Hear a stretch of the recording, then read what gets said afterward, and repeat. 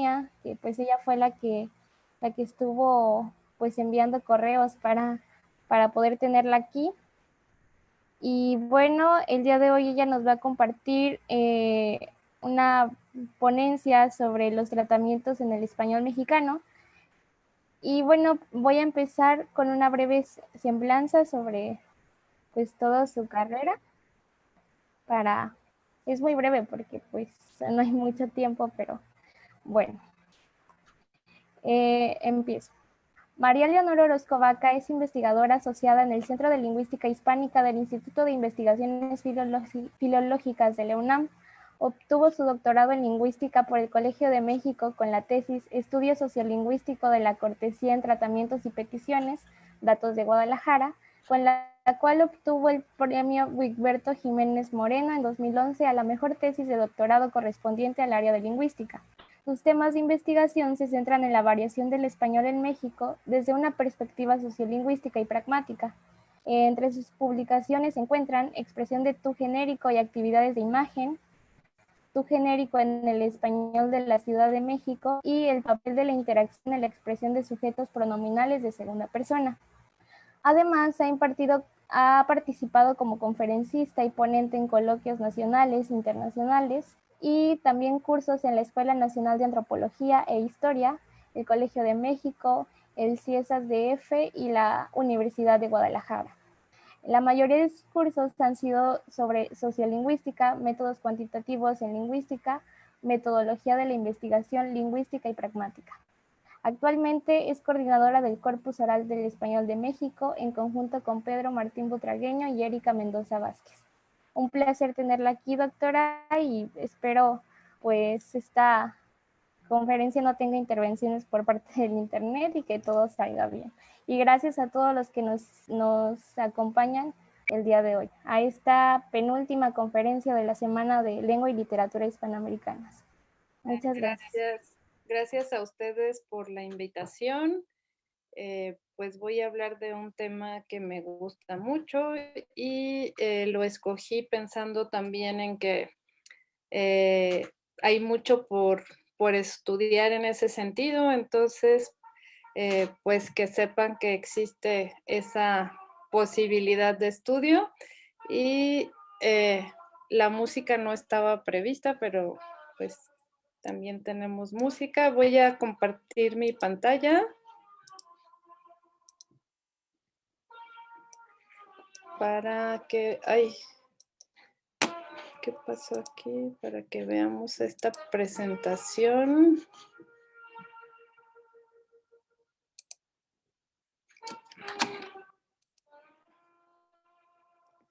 Bueno, el tema va a ser justo el de los tratamientos en el español mexicano. Y pues les decía que me interesó presentar esto con ustedes, que están ahorita en la licenciatura, para tratar de mostrar que la deixis social es un fenómeno complejo que amerita ser estudiado por los lingüistas y además del que faltan muchos datos empíricos para tener un panorama general en el español hablado en México.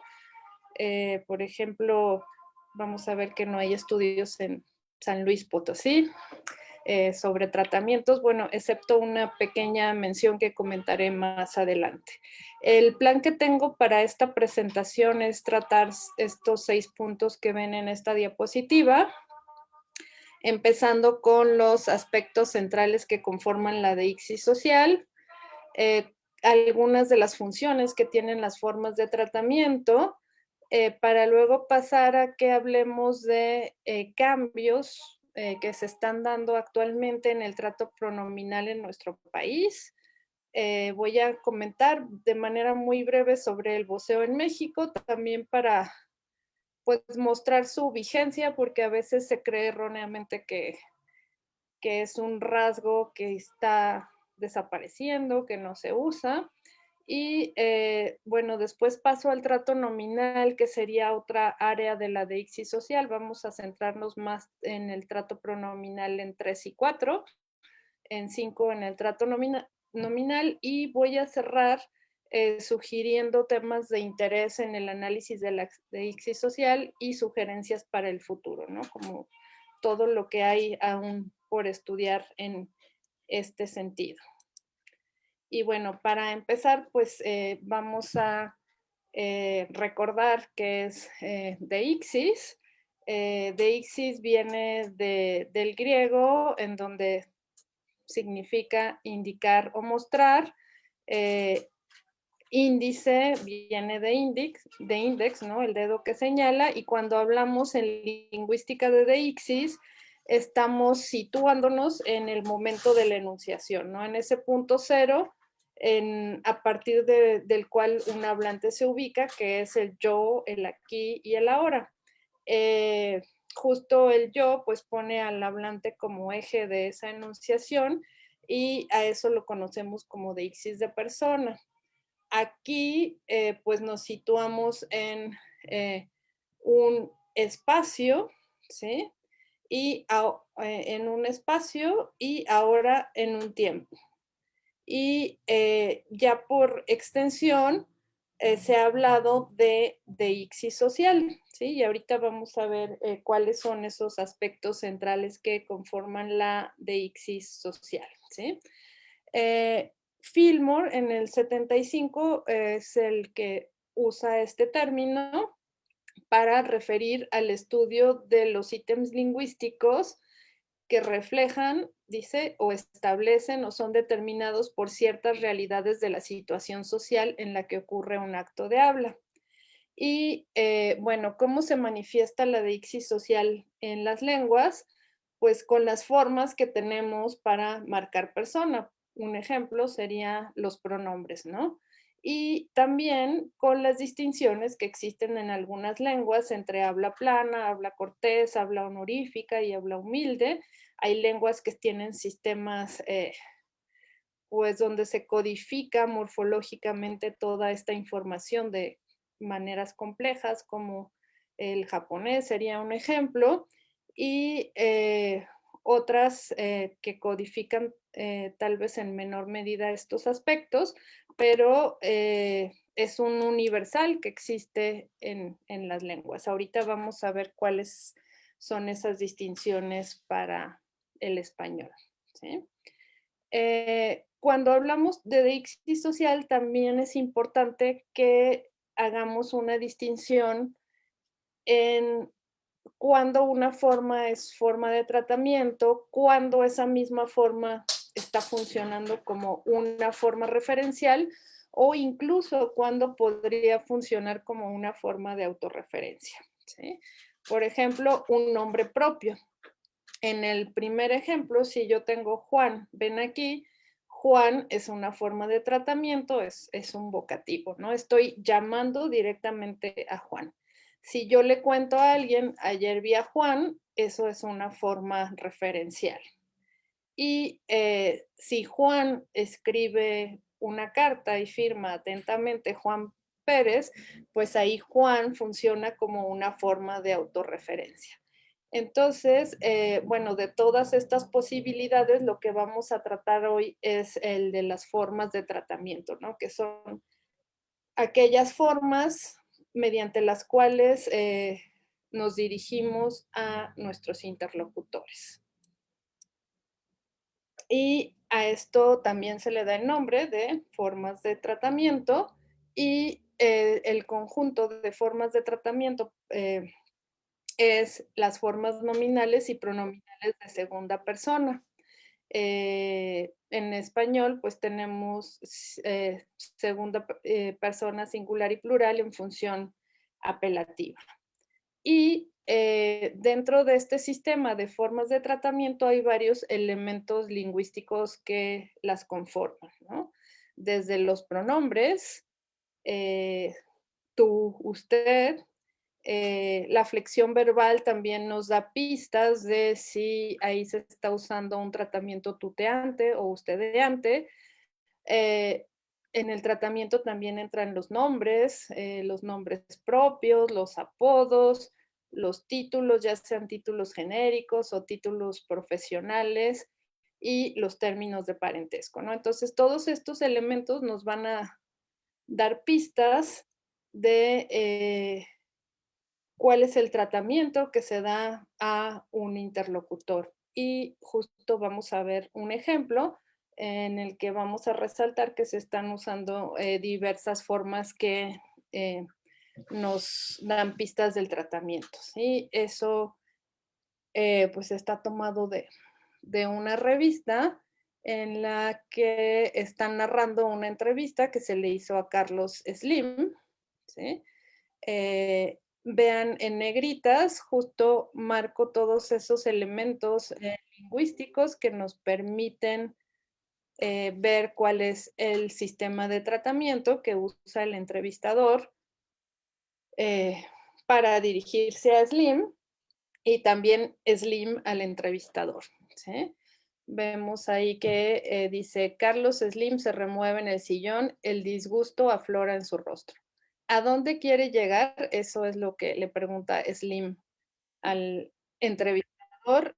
Y bueno, ahí justo tenemos en negritas, quiere que nos da información de que es de que ahí se está dando un trato ustedeante, ¿no? Quiere es compatible con usted y no con tú. En la respuesta de Carlos Slim, también vemos, perdón, sí, en la respuesta del reportero, ¿no? Dice, vemos que también hay un trato ustedeante, ¿no? Y que ese, pues, se manifiesta en varios elementos.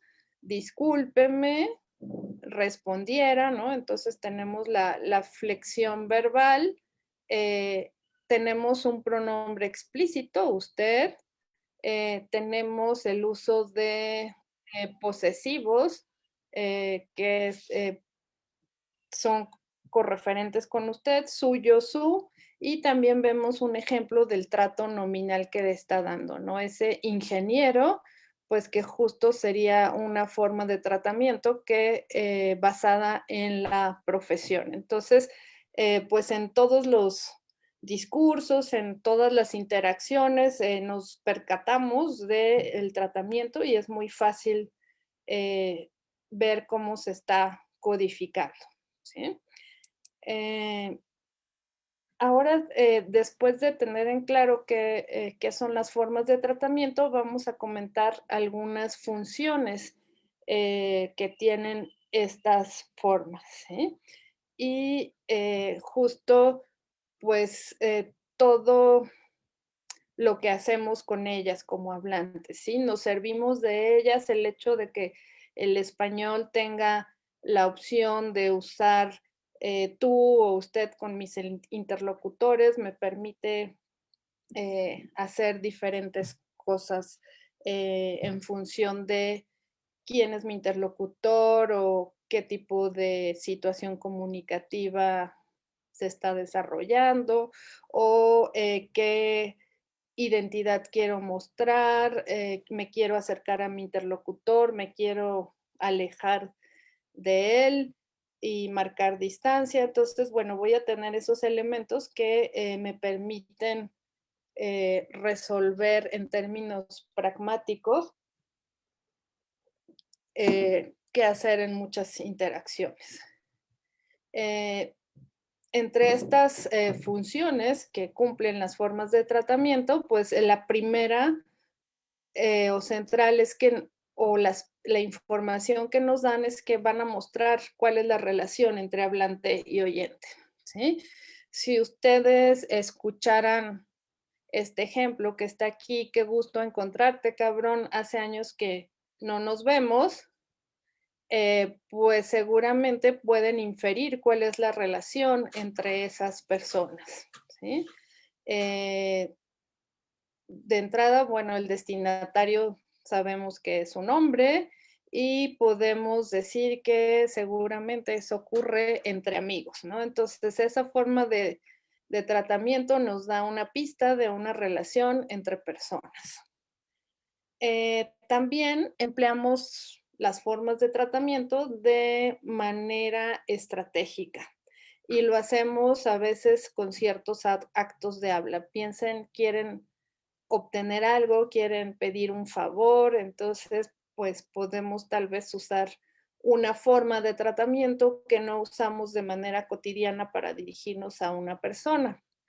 Ahí el ejemplo que yo pongo, pásame la sal, mi amor, ándale, no seas malita, ¿no? Ese mi amor, porque se está pidiendo algo y tal vez en otro acto de habla se va a usar otra forma de tratamiento. También sirven al hablante, decía, para posicionarse frente a su interlocutor. Me quiero acercar, me quiero alejar, quiero mantener distancia. Y bueno, aquí retomo un ejemplo de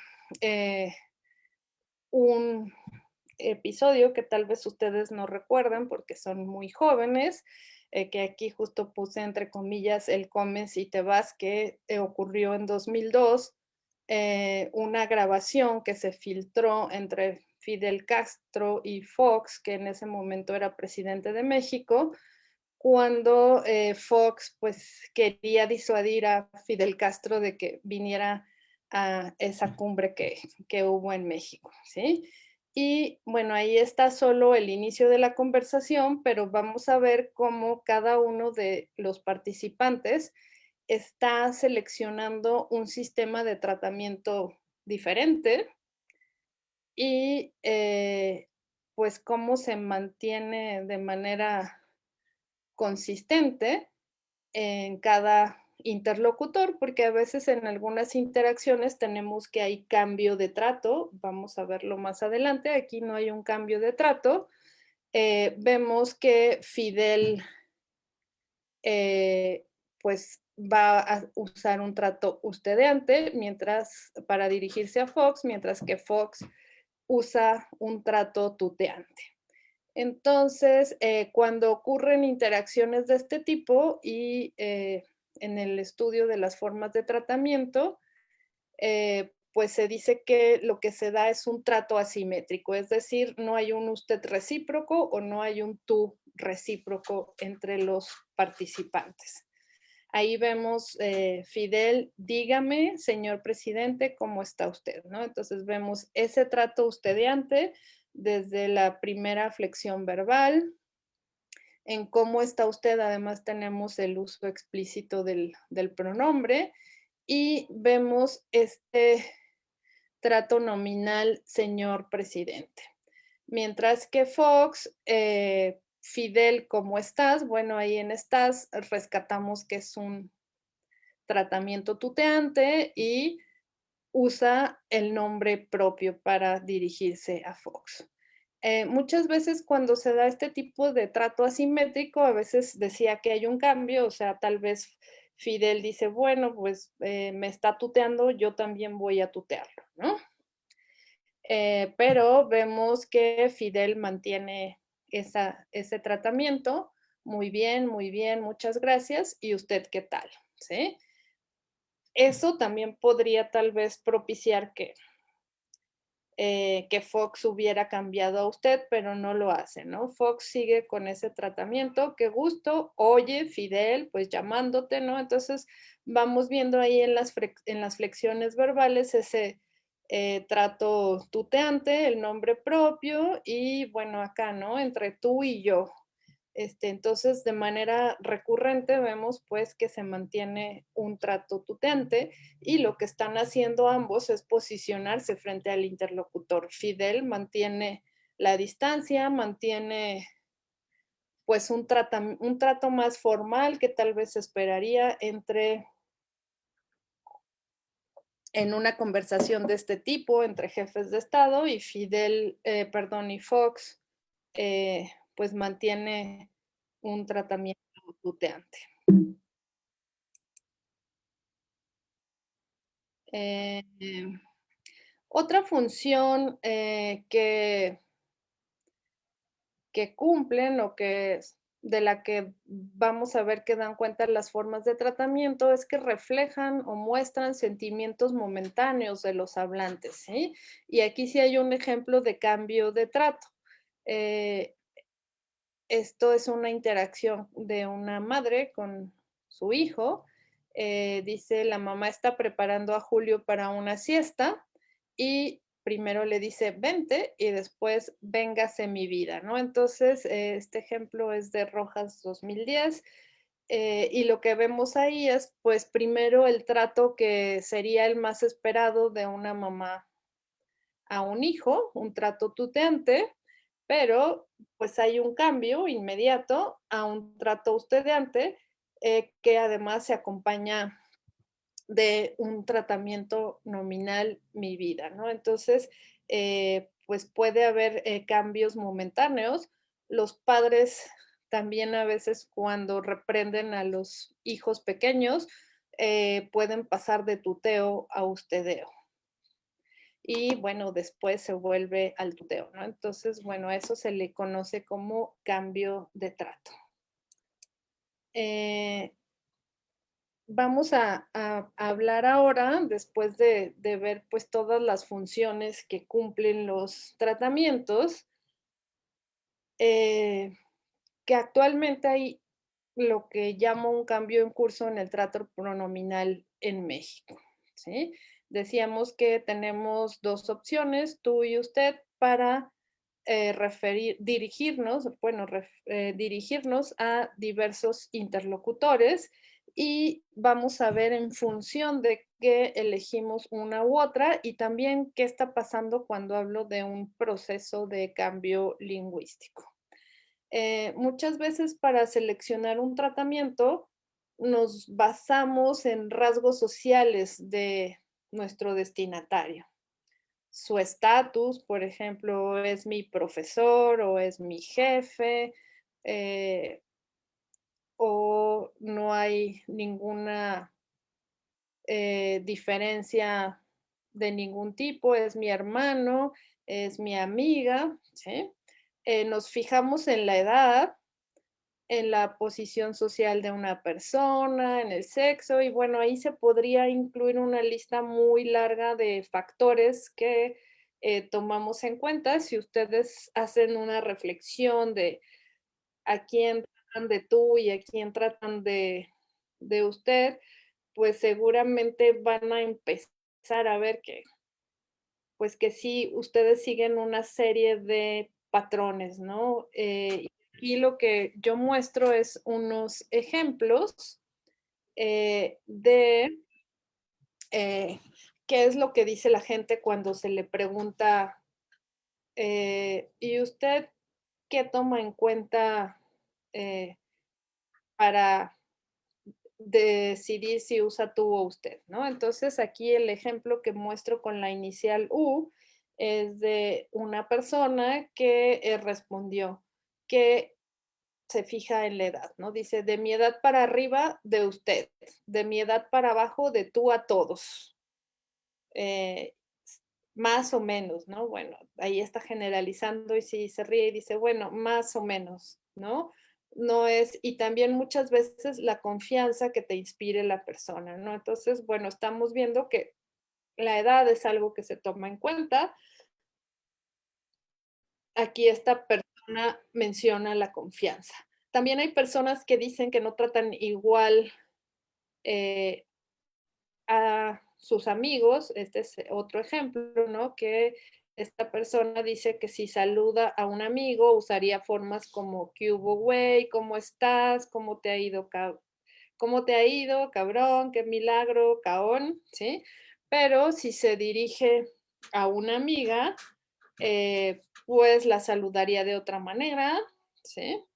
Hola, qué milagro, ¿cómo estás? Qué guapa te has puesto, ¿cómo te ha ido? Qué bueno que te veo, ¿no? Entonces, pues todos solemos variar nuestros tratamientos en función de los interlocutores.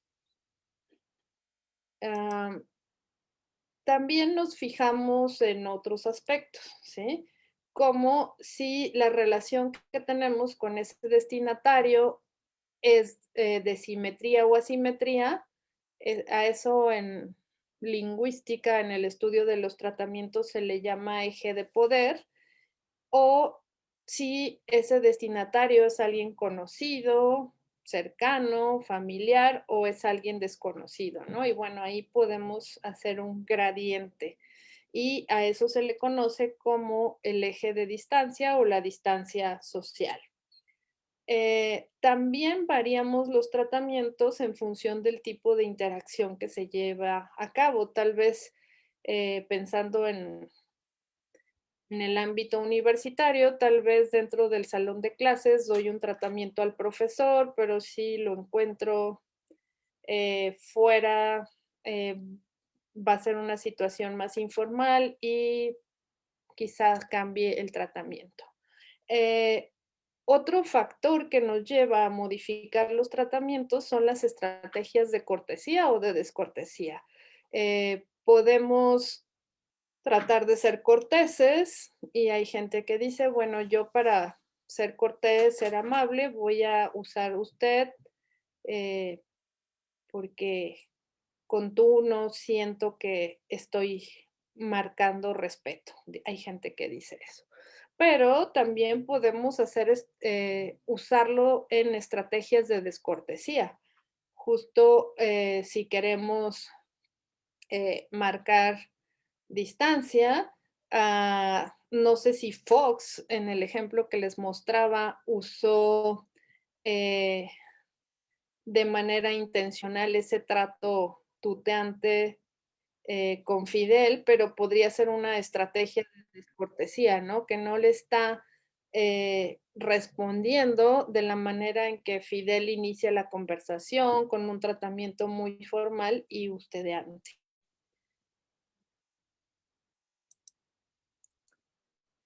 Y bueno, cuando me refiero a que hay un cambio en curso, estoy pensando concretamente en el sistema pronominal de segunda persona. En general en México, pues tenemos que tú lo usamos para las relaciones en que hay simetría, es decir, mismo tipo de jerarquía entre personas, una relación simétrica sería entre amigos, entre hermanos, eh, una relación de cercanía también nos lleva a utilizar tú, una eh, relación de confianza también nos lleva a utilizar tú, y usted, por el contrario, estaría del lado de la simetría, de la distancia o el respeto.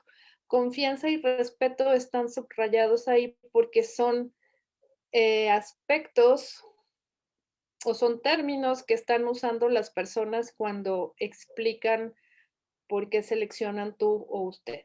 Y lo de simetría o distancia, pues son términos que se usan en el estudio lingüístico de los tratamientos. Eh, y bueno, aquí habría que acotar que, bueno, además de tú, usted, en la zona de Chiapas también se tiene la opción de voz, que se mantiene también en alternancia un tratamiento voceante. Y lo que parece que está pasando actualmente en México es que tú se está usando cada vez con mayor frecuencia, las personas jóvenes lo usan más, en ciudades más grandes se usa también con mayor frecuencia y usted se está usando cada vez menos, ¿no? Entonces, bueno, esto puede ser un proceso de cambio, ¿sí? Y justo les decía que desde la lingüística eh, se ha usado hablar de estos dos ejes, poder, solidaridad o poder, distancia, eh, asimetría, simetría, ¿no? Esto viene desde un trabajo de Brown y Gilman en 1968. Estos autores ya estaban en ese momento analizando datos de algunas lenguas en Europa, porque observaban en términos diacrónicos también un cambio en el sistema de tratamientos y son ellos quienes acuñan estos términos en los que justo se ve que el eje vertical de una relación daría cuenta del todas las diferencias que pueden existir entre interlocutores en situaciones muy concretas, ¿no? ¿Cuáles son estas diferencias? Pues hablábamos de diferencias de edad, de posición jerárquica, que puede ser en la familia o en el ámbito escolar o laboral, o el estatus que tiene una persona, ¿no? Que a veces ocurre con un médico, un sacerdote. eh, y por otra parte, en este eje de solidaridad se refiere a diferentes aspectos que motivan que una relación sea simétrica o, aunque no lo sea, que se perciba como simétrica, ¿sí? Y pues estos autores observan que la solidaridad se suele dar porque los interlocutores comparten algún rasgo social. Puede ser pertenecer a la misma familia, profesar la misma religión o a otros factores, ¿no? Que a veces es desde esta persona me simpatiza y me siento en confianza con ella, entonces ahí en función de eso decido qué trato usar. Y bueno, les voy a mostrar justo retomando estos términos de poder, solidaridad o distancia, eh, unos datos de Guadalajara, eh, del tuteo en Guadalajara, o sea, como cuando se hace un análisis de qué factores favorecen el uso del tuteo, eh, tomando en cuenta 5 rasgos que fueron poder, distancia, edad, escolaridad de las personas y origen, o sea, los 2 primeros tienen que ver con el interlocutor al que nos dirigimos y los 3 últimos con rasgos de las personas que están usando el tuteo, ¿sí? Eh, lo que observamos aquí en este estudio fue que si una persona tiene mayor poder que su interlocutor o igual, sí, eso favorece que use tú, ¿sí? Pero si una persona tiene menor poder, pues no es tan probable que se use tú, ¿sí? Entonces, en una relación asimétrica, pues tal vez en el ámbito laboral, el jefe de alguien tiene mayor poder, es probable que use tú, pero alguien que es subalterno, si tiene menor poder, no es probable que use tú. En cuanto a la distancia, se vio que las relaciones de familiaridad, o sea, esas con los más cercanos, nuestra familia y amigos, pues sí favorecen el tuteo. Y el trato también. El trato es conocemos a alguien, pero pues no hay tanta cercanía, también favorece el tuteo. Mientras que si estamos ante un desconocido, no vamos a favorecer el tuteo. Con respecto a qué personas tutean más, y aquí es donde estamos hablando de un proceso de cambio, pues se vio que los jóvenes son los que están favoreciendo el tuteo a diferencia de los adultos, que las personas con escolaridad media y superior lo favorecen más que las personas con educación, escolaridad básica, y en Guadalajara era las personas que habían nacido ya en Guadalajara tuteaban más que las personas que radicaban en Guadalajara, pero venían de alguna zona más rural. Esto lo podemos observar también aquí en esta gráfica ya en términos porcentuales, en la que lo que estamos viendo justamente es que hay un cambio, hay un incremento en los porcentajes de tuteo y bueno, el cambio, aquí también hay un dato interesante, el cambio se está dando en el grupo de mujeres.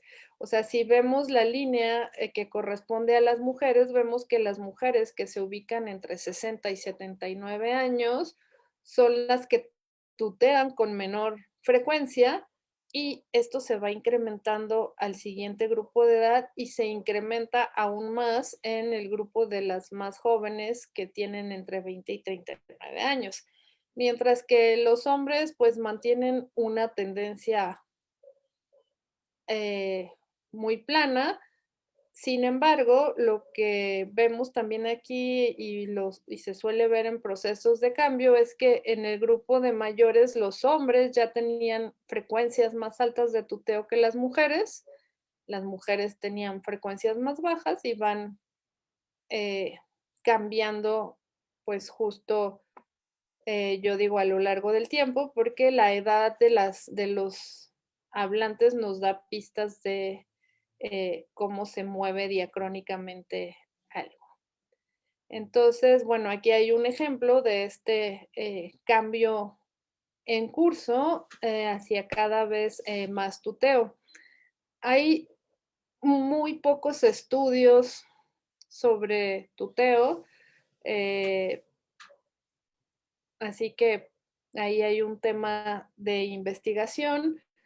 Yo ahorita justo hago un resumen de estudios que se han hecho en la Ciudad de México y Guadalajara, más para la Ciudad de México. Eh, los autores que menciono ahí abajo, Lastra de Suárez, Kim Lee y Schwenter, trabajaron en la Ciudad de México. Ah, bueno, y Reit Comayruan también, y solo los datos de Novikov y Orozco en Guadalajara. Pero pues se han observado tendencias similares en estas dos ciudades. ¿Cuáles son esas tendencias? Primero, que hay un uso simétrico generalizado del tuteo en relaciones entre personas cercanas y de la misma edad. Segundo, que usted se usa para dirigirse a las personas mayores y a interlocutores de ciertas profesiones que tienen algún estatus como médico, profesor o sacerdote. Otro punto en el que se coincide es que los jóvenes utilizan el tuteo en más situaciones comunicativas que los adultos. Eh, Otro punto es que, y este lo menciona Yolanda Lastra, en su estudio en 1972, o sea, hace ya eh, prácticamente 50 años, las personas de clase obrera tutean menos en relaciones asimétricas que las de clases media y alta. Eh, y bueno, eso se ve en otros estudios en términos de la escolaridad, como lo que les estaba mostrando. También se ha visto eh, la contraparte, ¿no? Que la frecuencia del uso del tuteo se incrementa entre las personas con mayor escolaridad y otro aspecto es que al parecer la extensión del tuteo es un fenómeno que se propaga de las grandes ciudades a las ciudades pequeñas o de las ciudades a áreas rurales. Eh, Bueno, y pasando al punto 4, en cuanto al voceo en México, había dicho que haré una breve mención solo para que tengamos presente su vitalidad actualmente en el año 2020 en Chiapas. Hay varios estudios estudios o varios textos en los que se hacía mención a que se voceaba en Chiapas, pero el voceo estaba desapareciendo. Justo también hay estudios o textos en los que se estigmatizaba el voceo. Este es un ejemplo de un texto de 1960. La autora dice, el voceo es empleado en Chiapas por grupos de escasa cultura, con todos y en toda ocasión, pues no conocen otra forma de hablar. Bueno, lo que vemos ahí es, se está estigmatizando el voceo, se está estigmatizando un rasgo lingüístico, ¿sí? Pero no hay un estudio detrás de eso, ¿no? Porque ahorita estamos viendo justo cómo el tuteo se usa en función de ciertos parámetros, el ustedeo de otros, ¿no? Y todos, como hablantes, vamos a elegir de un repertorio que tenemos en nuestra comunidad de habla una serie de de formas lingüísticas para usarlas, ¿no? Entonces, bueno, en Chiapas ese repertorio incluye el voceo, el tuteo y el ustedeo, entonces es inverosímil pensar que si hay tres posibilidades, los hablantes o algunos hablantes van a elegir solo una, ¿no? De manera indiscriminada.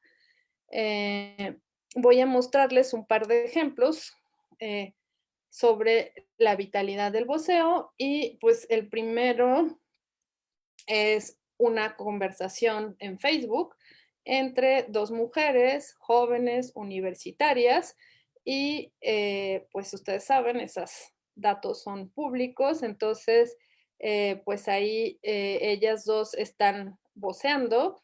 La usuaria que se hace llamar Mariposa de Papel justo saluda eh, y da y vos, taleguita, ¿por qué te salís? ¿No? Entonces vemos ahí el uso del pronombre vos y también pues la flexión voceante salís. ¿Sí? Eh, ¿Por qué te salís? ¿De dónde? Del Messenger. Vos. Aquí otra vez ese vos explícito. Si no me salgo, me saca esta madre, ¿no? Entonces, bueno, creo que con ese ejemplo nos queda clara la vitalidad y también voy a comentar estos datos de una tesis de licenciatura, esta de 2013, donde se documenta pues en grabaciones de la vida cotidiana cómo se usa el voceo y cómo este fenómeno tiene sus propias complejidades. Justo este autor aquí está distinguiendo diferentes formas en que podemos recuperar el voceo. La primera es la pronominal, ¿no? Ya, vos. Si tenemos el pronombre explícito.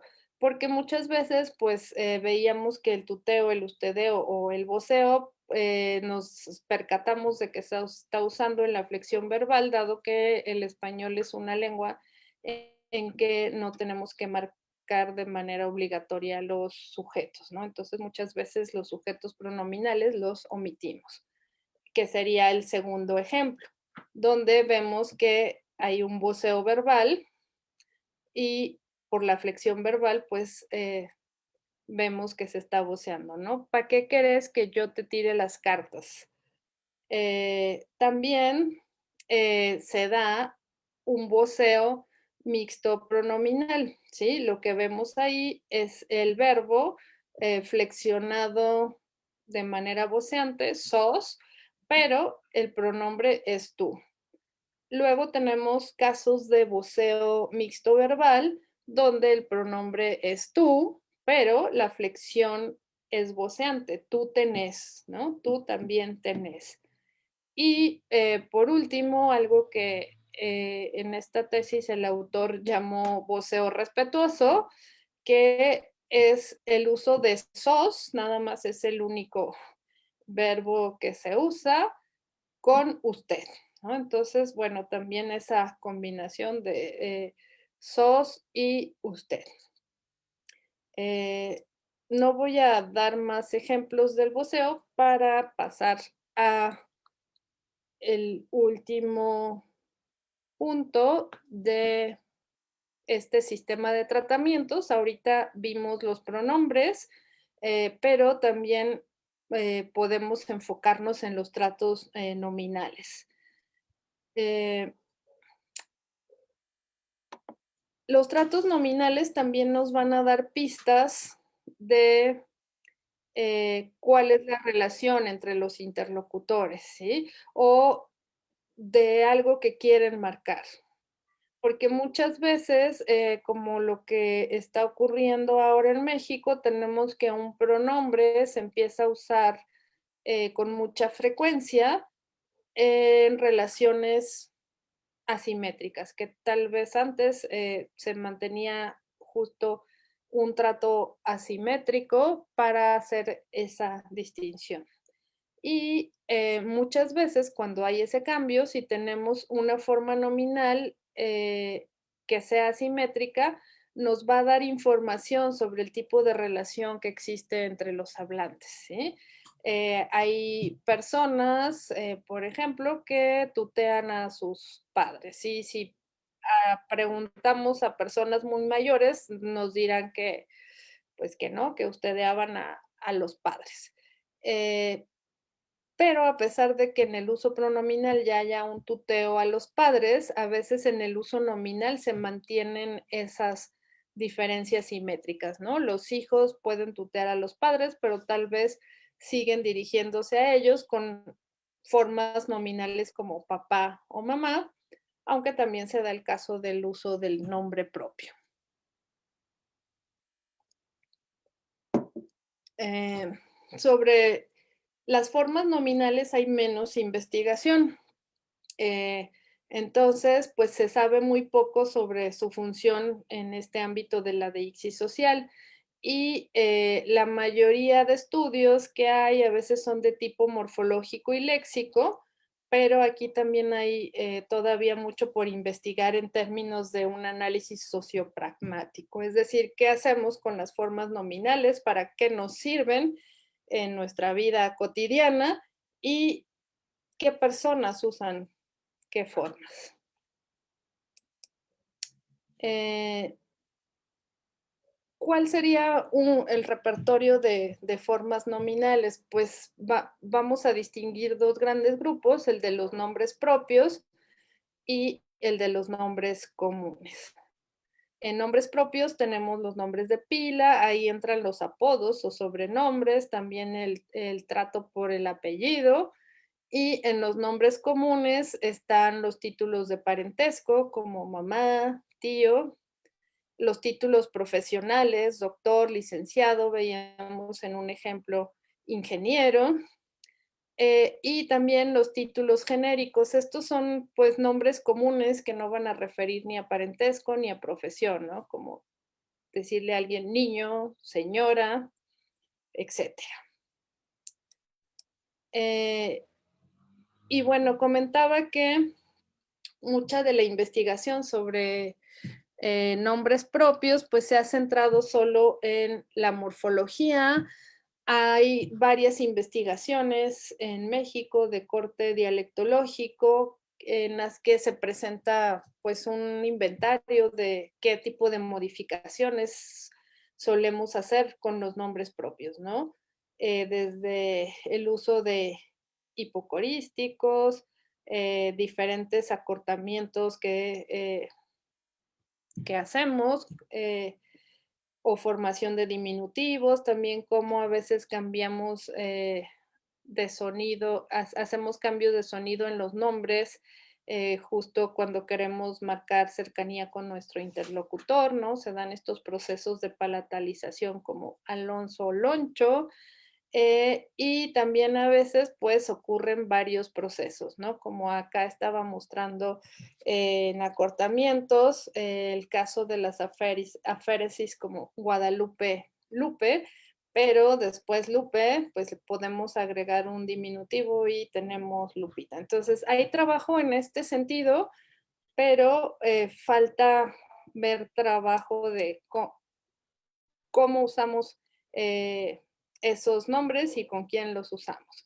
En términos dialectológicos, les decía que también hay algunos datos, por ejemplo, en el Atlas Lingüístico de México, que se hizo una encuesta en casi 200 puntos en el país, pues se preguntaba sobre el trato que se daba a padres y abuelos, y ahí lo que vemos, pues también es que hay un repertorio que muestra diferencias en varios sentidos, ¿no? Desde papá, mamá y diferentes modificaciones, como usar diminutivos, acortamientos, eh, cambio en el acento, ¿no? Como en papá, mamá, y otros términos como jefe o jefa, tata, ¿sí?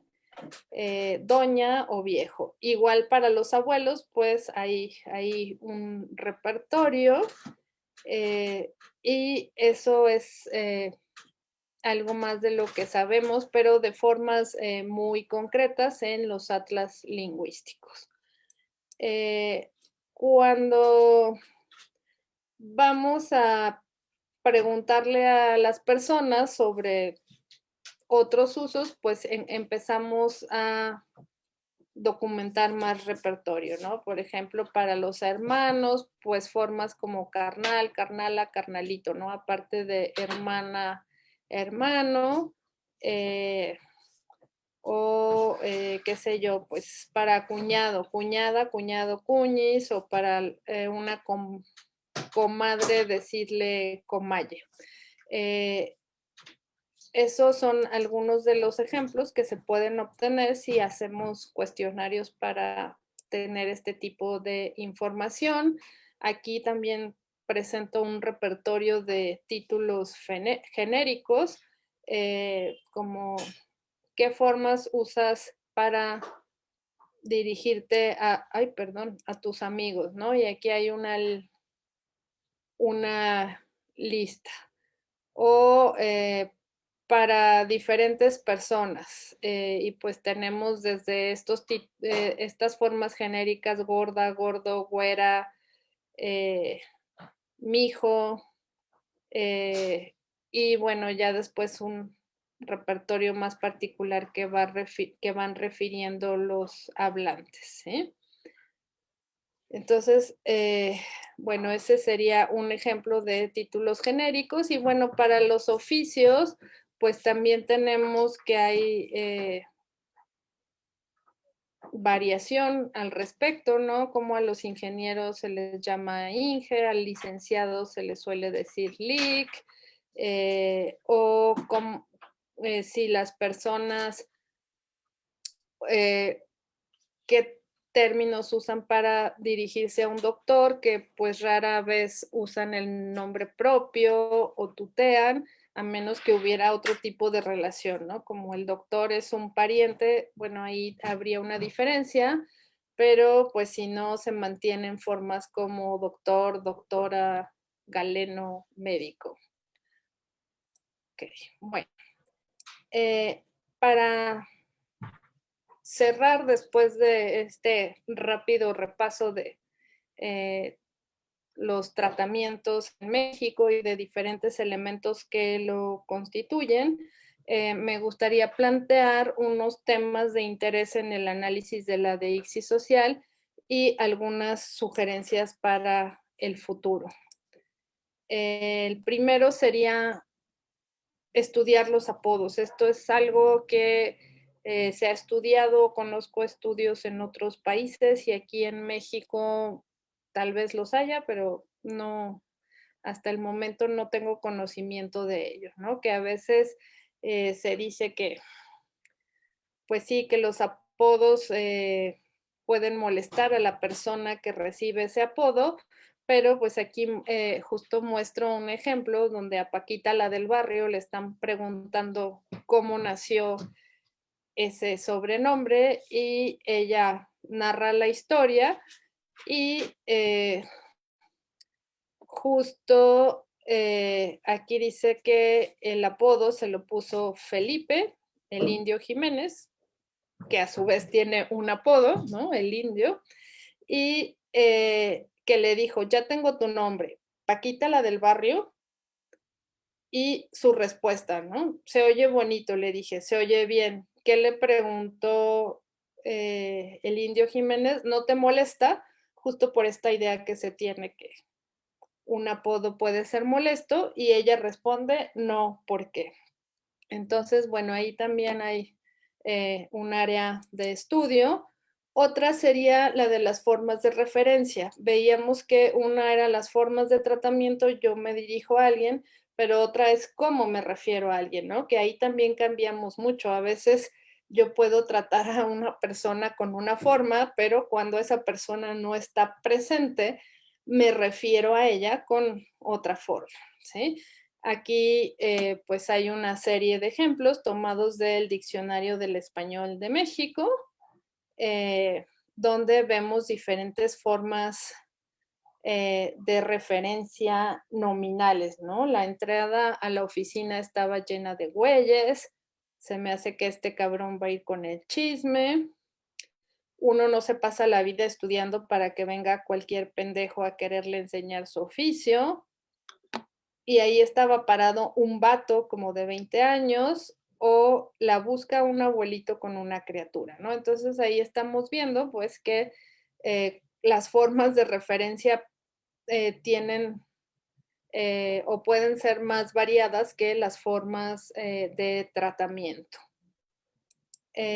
Otro aspecto que tampoco se ha estudiado o se ha estudiado de manera escasa, justo aquí vuelvo a citar este trabajo de Cecilia Rojas, es el del cambio de trato.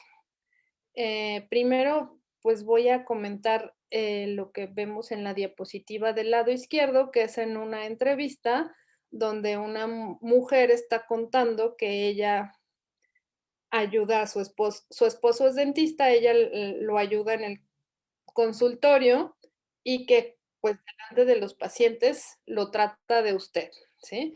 Dice: "Lo trato de usted, soy su instrumentista". Como él es odontólogo, entonces, si tiene cirugías o algo, pues ya le ayudo, pero allí la relación sí cambia.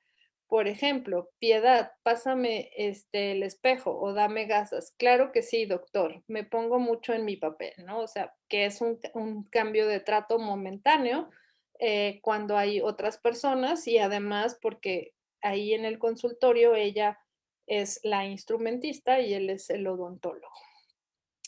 Este ejemplo tomado de Cecilia Rojas, que trabaja con habla infantil, pues vemos también cómo los padres, decía hace rato, pues suelen cambiar mucho el trato con los hijos. En este ejemplo dice, en la comida, Flor deja las semillas de la fruta en el mantel. La mamá, pues la está regañando, ¿no? En su plato, señora. Entonces, vean cómo este su, pues, nos está dando información de que la está ustedeando y además está usando la forma nominal señora.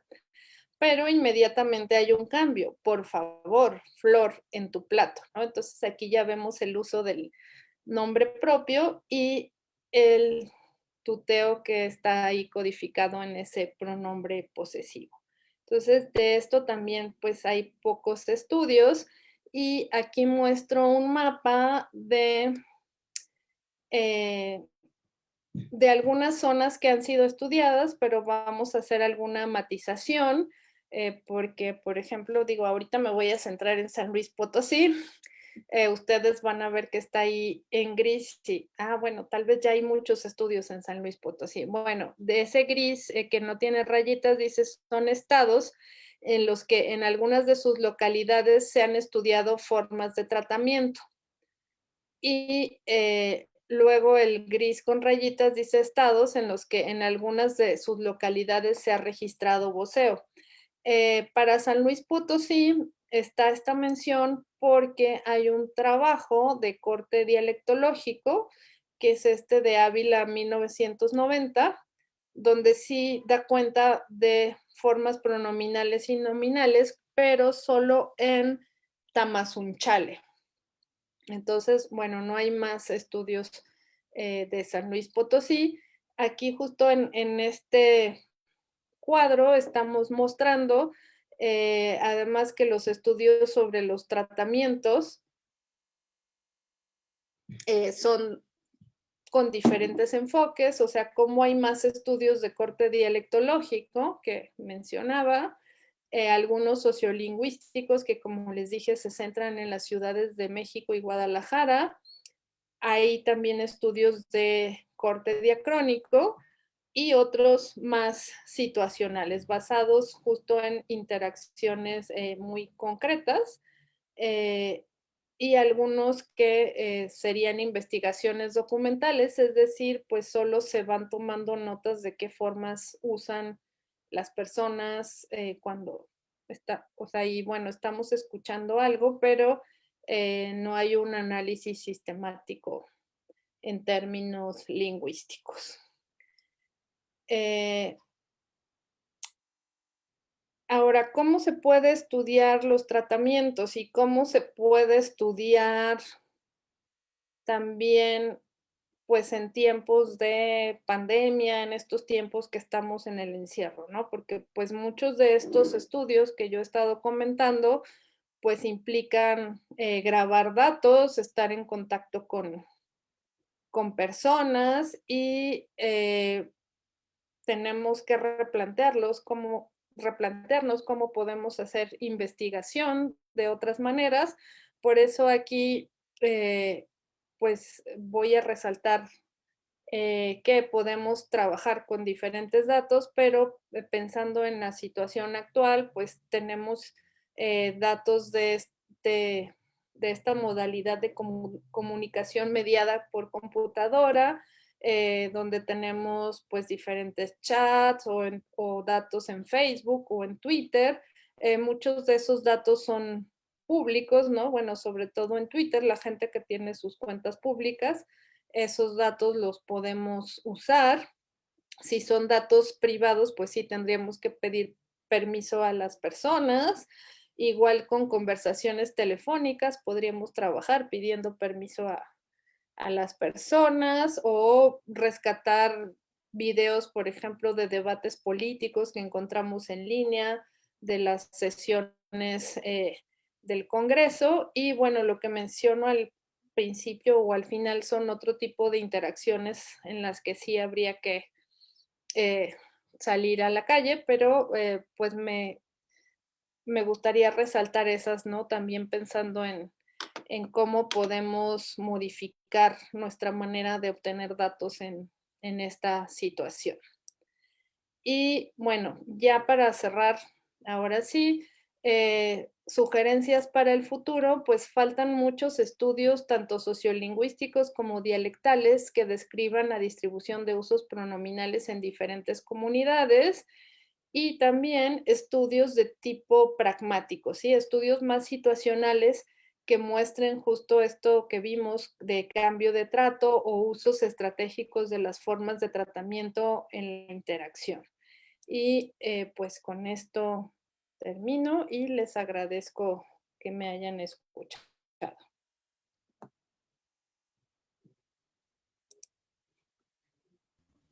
Muchas gracias, doctora. Muy interesante el tema. Ahorita escuchándolo. ¿Sí me escucha? ¿Sí? Sí, te escucho. Ok.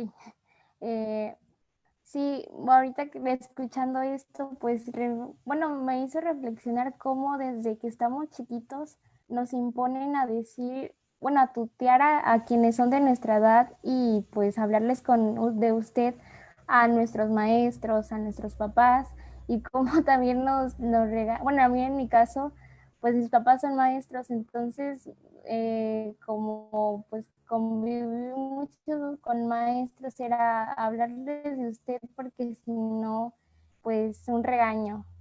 Entonces sí es como, bueno, es interesante cómo el usted muestra respeto hacia cierta autoridad y el tú pues ahora sí que es como algo irrespetuoso, ¿no? Y muy interesante el tema.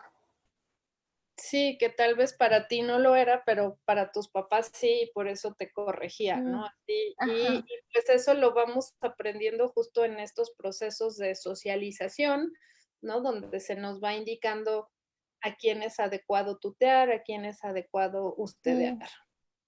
sí, sí. Bueno, no sé si haya alguna pregunta por parte del público o algún comentario. Parece, ¿no? Si alguien tiene alguna pregunta, puede prender su micrófono o ponerla en el chat si no quiere abrir el micrófono.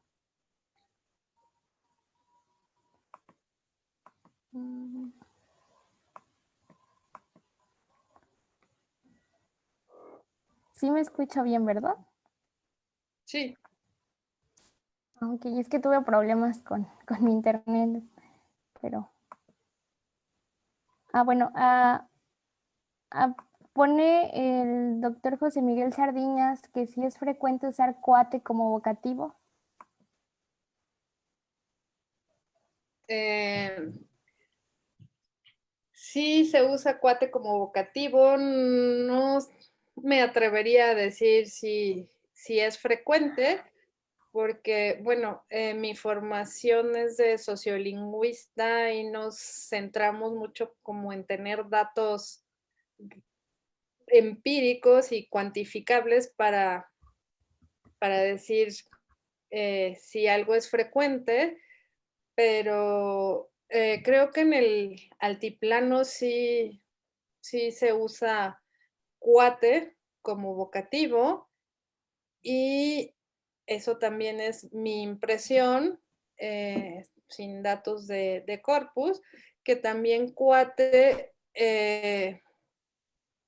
solo se usa en hablantes de cierta edad, hablantes ya mayores. Entonces, sí creo que estaría restringido tal vez a ciertas zonas del país y a hablantes ya mayores. Bueno, también comenta Adriana Ojeda que le encantó la plática y el doctor José Miguel Sardiñas responde que escucha con frecuencia este cuate, pero casi nunca como vocativo. Yo creo que si es algo de edad, sí lo he escuchado, pero en mayores.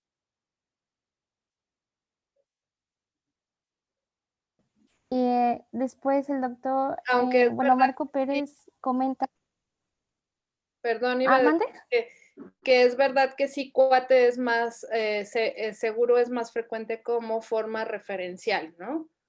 O sea, vi a un Yo creo cuate, que se escucha pero más güey, ¿no? De vocativo. bueno, entre los jóvenes definitivamente. Sí. Bueno, es que yo acá pues, en Tamazunchale, yo soy de Tamazunchale, Ah, sí escucho mucho que dicen güey a todo mundo, ya sea adultos, entre maestros, entre, pues sí, personas allegadas, sí se escucha mucho güey. Y bueno, después comenta Marco Pérez, ¿usted ha llevado este tipo de estudios al discurso digital? Si es así, ¿ha encontrado nuevos tratamientos o los mismos? no, yo no he estudiado el discurso digital. Eh, sí, sí conozco estudios de ese tipo, pero de voceo. Eh, pero pues definitivamente los tratamientos en el ámbito nominal, pues hay mucho cambio, hay mucha creación. Entonces, pues seguramente un estudio en discurso digital sí nos daría información muy nueva, ¿no? Yo por eso sugería que es como de lo que falta por estudiarse y que a veces pues en estos tiempos de encierro eh, se nos olvida que están estos datos que pueden trabajarse.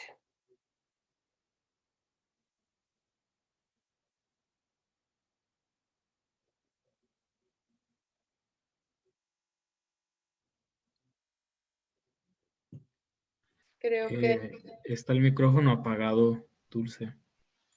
Ah, cierto, perdón. También comenta Marco Pérez que si en relación con las groserías que se utilizan como tratamiento, aparte de las mencionadas en esta plática, ¿encontró otros? las groserías como tratamiento, pues no encontré otras, pero sí hay y muchas, o sea, justo ahorita estaba pensando en un estudio que está haciendo, también es una tesis en la que se están estudiando los insultos rituales, ¿no? Es decir, las groserías, pero justo esta grosería que no, que el interlocutor no la interpreta como tal porque hay una relación de cercanía, ¿no? Entonces, pues hay unas, o sea, hay mucha variación en groserías y, por ejemplo, ahora hay una eh, eh, que justo se tratan en el ámbito del insulto ritual, por ejemplo, entre mujeres, llamarse bitch, ¿no? Que además se retoma el término del inglés o pues sí, no, ese sí está documentado, ¿no? Y bueno, es justo un trato que se dan mujeres muy jóvenes entre ellas y es un insulto ritual. Y ahí también en esta tesis pues que está en proceso, también se están estudiando los insultos entre hombres homosexuales, ¿no? Y como también algo que, o sea, si esa forma es recibida de otra persona, sí se considera un insulto, pero entre amigos homosexuales esa grosería ya no es considerada un insulto, sino justo una marca de cercanía entre ellos, ¿no? Entonces, pues justo güey pasó de eso, ¿no? De ser una grosería a un trato muy cercano entre amigos.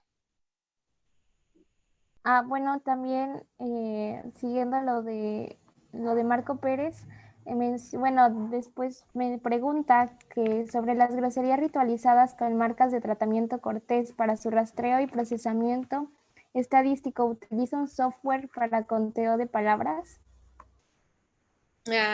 Bueno, yo personalmente no utilizo un software para conteo de palabras, pero sí los hay, porque necesitaríamos, bueno, primero saber qué tipo de corpus tenemos, pero un software para conteo de palabras, ah, te- bueno, gratuito, que pueden encontrar en internet, es uno que se llama AntConc, Ant como hormiga en inglés, y Conc por concordancias, que es justo un software que nos permite pues hacer conteos de frecuencia de palabras, pero también hacer búsquedas pues muy especializadas, qué sé yo, si ya quiero meter una combinatoria de formas, eso sugeriría yo. Y en términos estadísticos, pues ya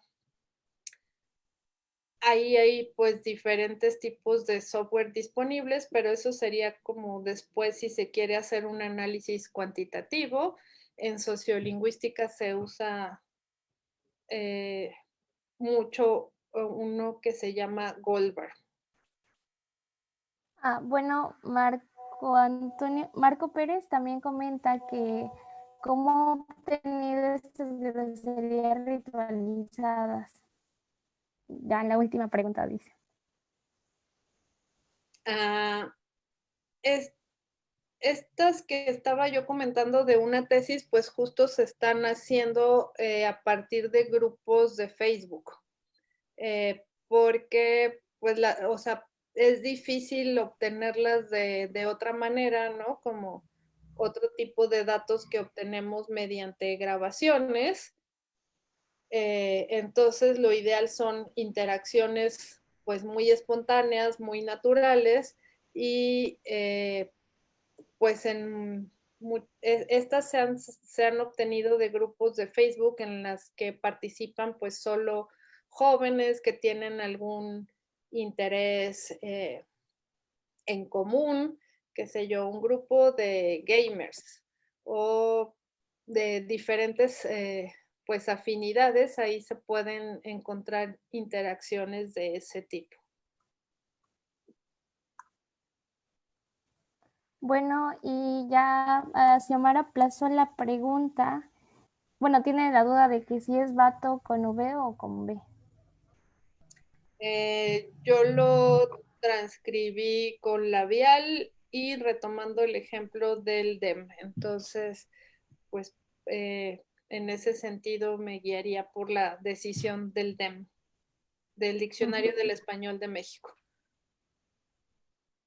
Ok, bueno, y Alaide Morán pide la palabra. ¿Está bien? Va a hacer una pregunta. Alaide. Hola, gracias. Buenas noches a todas y buenas noches, doctora.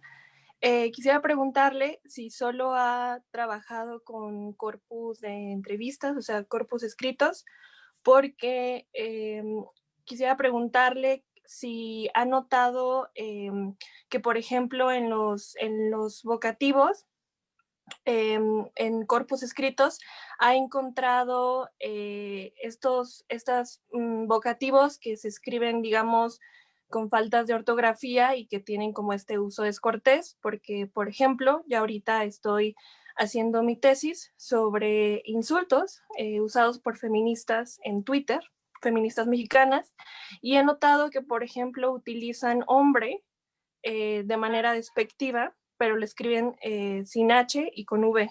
Entonces, quería saber si ha encontrado como similares. No, porque yo no he trabajado ese tipo de corpus. Decía que es una tesis que está en proceso, es una tesis que yo dirijo, pero pues justo el ejemplo que das es muy interesante, ¿no? Porque digo, yo lo he visto, ese hombre o hombres, y bueno, pues ahí también cómo van surgiendo insultos. Ahorita me hiciste recordar el de viejo lesbiano, pues que también es un insulto que creo que se difundió mucho en Twitter, eh, y ahora mucha gente lo está usando fuera de Twitter. Y bueno, como el que tú dices, pues si no tenemos la información de las grafías, pues no se va a leer como un insulto, ¿no? O justo como un posicionamiento de, pues sí, de una mujer ante, pues los comentarios de los hombres, ¿no? Que generalmente se ven en este tipo de interacción, pero no, no te podría yo dar más ejemplos. Ok, muchas gracias. Bueno, cuando termines tu tesis, compártela, por favor. Me interesa leerla. Sí, claro que sí, la voy a divulgar por todo Twitter. Gracias. Gracias a usted. Bueno, hasta ahorita, aquí mandan otra pregunta. Es Kiara. Dice que si existe una relación tajante entre el uso del tuteo y la educación, ¿y cuál es su conclusión respecto a esto? Lo digo por lo que mencionaba en de sus datos estadísticos. No, no existe una relación tajante, ¿no? Cuando sí mostraba como esto o sea, estas características sociales de los hablantes favorecen, quiere decir, usan con más frecuencia el tuteo, ¿no? Y bueno, ¿cuál es mi conclusión? Pues yo creo que eso está reflejando asimetrías que ocurren en términos sociales. ¿Por qué? Pues porque, o sea, bueno, ahí lo que refleja escolaridad, o lo que nos dice escolaridad, si lo interpretamos en términos de que una persona que fue menos años a la escuela, pues va a tener seguramente una posición laboral donde depende de otros que están más arriba, ¿no? Entonces hay una asimetría y esa asimetría se refleja en el uso de tratamientos, ¿no? Si yo estoy por abajo en la jerarquía, voy a tender a usar usted. Yo creo que por eso se obtiene este tipo de resultados.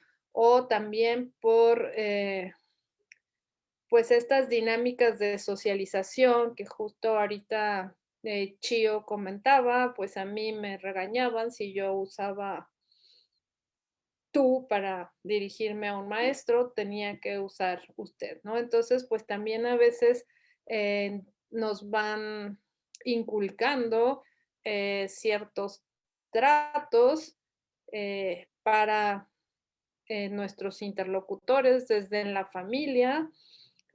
No sé, hay familias en las que a los tíos sí se les llama por el nombre y otras en que no, que se les dice a los niños, no, no le llames por su nombre, dile tío, dile tía, dile abuela o abuelo, ¿no? Entonces por ahí también habría que buscar alguna relación.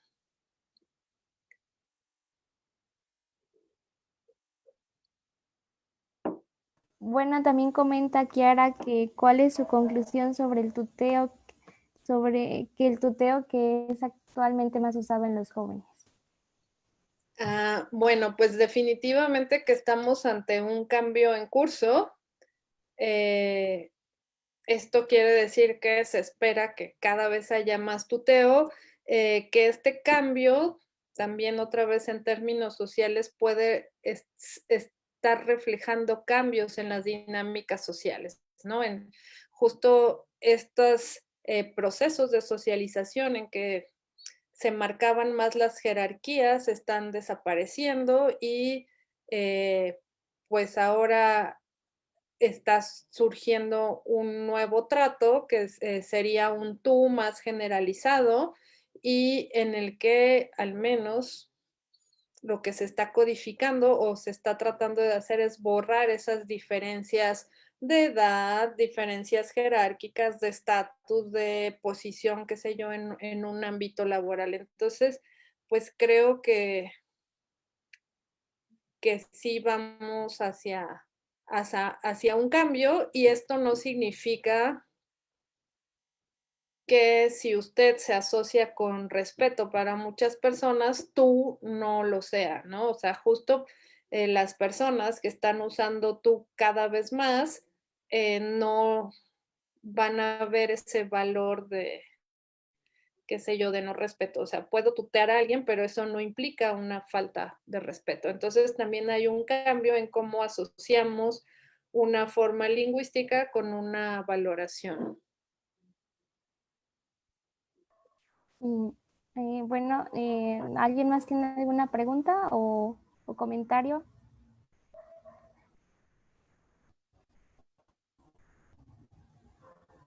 Mm, bueno, al parecer creo que ya fueron todas las preguntas. Pues Bueno, Kiara, ya Kiara dice que le es complicado referirse en segunda persona a un doctor. Muchísimas gracias. sí, pues eso pasa, ¿no? Que justo hay ciertos tratos que se mantienen, o sea, a los doctores, pues es muy común el trato ustedeante, ¿no? Y llamarles doctor nunca por su nombre. Sí, es algo como que ya se nos impone. Bueno, a veces a algunos sí se les impone esto. Y bueno, creo que ahora sí ya es todo, doctora. Muchas gracias. Gracias a Muy ustedes por interesante la el tema. invitación.